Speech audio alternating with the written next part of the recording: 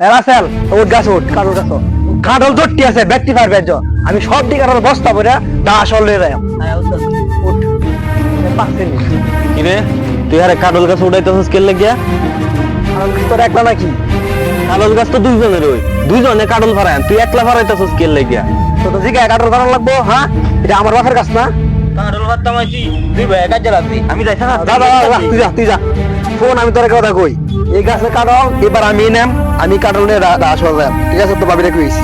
তুই নিতে গেলে গাছের কাটল অর্ধেক বাগ আমি পাই না তুই ফার্স্ট বালা কথা তুই অন্য সময় নিয়েছি এবার আমি নেম কারো আমি কে চাচার দ্বারা কইতাছি আমি নিজে পারবো আমি কাটল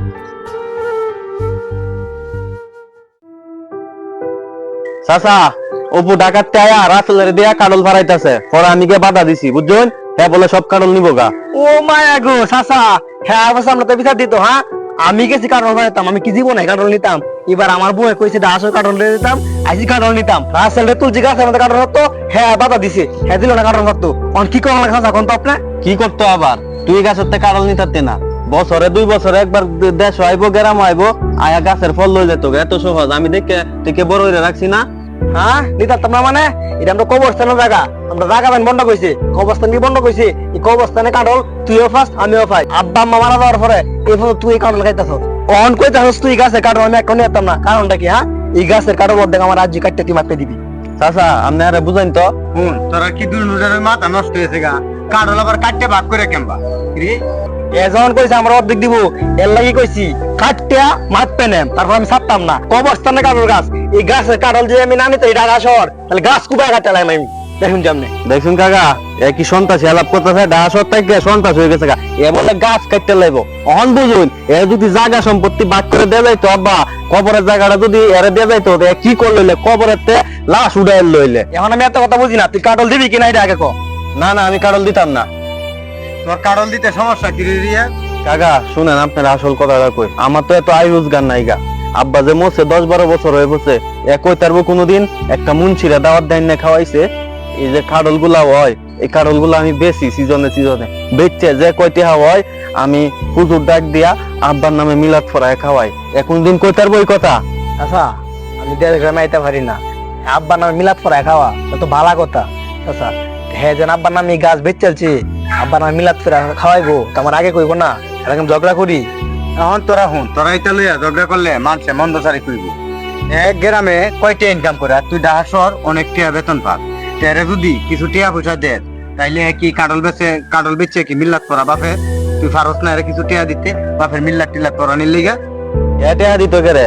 বাপ কি এর নাকি বাপ তো আমার একলা না আইকনে আমার একলা সব করন লাগে আচ্ছা হুন আমি যে সমাধানটা দিই সমাধানটা তোরা মাইনে যাই তুই ঢাকার থেকে হেরে টিয়া পয়সা দিবি হ্যাঁ বাপের মিল্লাত টিল্লাত করাবি আর তুই শহরের থেকে আইলা কাটল লয়ে যাবি চাচা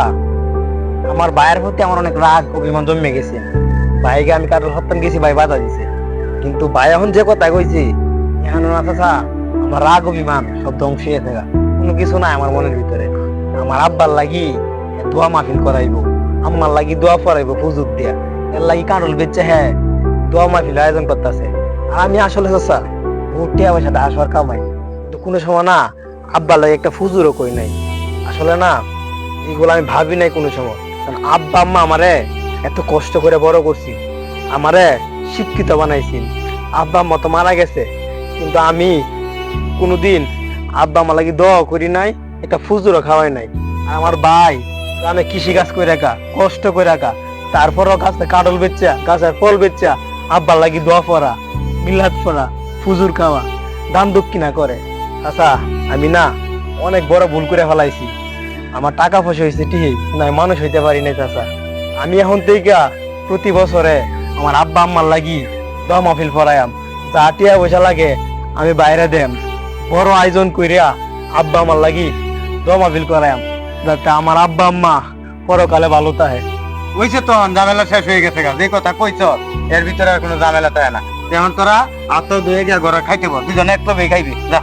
ঠিক আছে আচ্ছা যাই আমি আর ভাই শুন তুই গাছের কাটল যে বেড়াতে বিক্রি করছ বেড়া টিয়া ফেরত দিলাম আমি তো টিয়া দিলাই কাটল তুই আর আমি বন্ধ করে নাম গানে আর আব্বার মিলাদ মাহফিল লাগে যা টিয়া পয়সা লাগে সব আমি দেন কোন টাকা নিয়ে চিন্তা করিস না ভাই চল বাড়িতে চল